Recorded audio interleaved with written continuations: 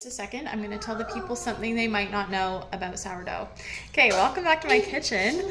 I just wanted to share something you might not know about sourdough starter. I know it can feel really intimidating keeping sourdough starter alive and figuring out how much sourdough starter to keep alive, but I learned this a couple years ago from a girl on YouTube. I think her name is Mary Grace Bread something. She's really good at breaking things down and making sourdough feel very simple. So if you're trying to decide how much sourdough to keep on hand, how much starter, you don't really need to overthink that. And I'm going to show you why. I just need a spoon. Also, yes, I use metal to stir my sourdough, and I've never had any issues. So I'm making pizza dough. There is an amount that I'm supposed to put in. I usually just put in everything that I have. And I know if you're new to sourdough, you're panicking and you're thinking, don't use all your starter, you're not gonna have any more starter. Gosh, I don't actually need a knife right now. But what is left on the walls of this jar is enough to make new sourdough starter that I can use tomorrow.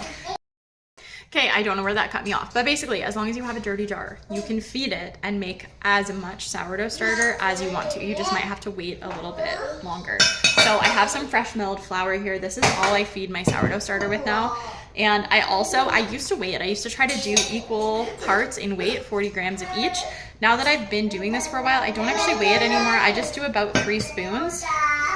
And then I go by consistency more than weight based on when I think I'm gonna next use it, if that makes sense. So if it's gonna be soon that I want to use my starter again, I'll add more water, and then sometimes I use it like 4 hours later again, and there's enough yeast in there that it will still activate the dough.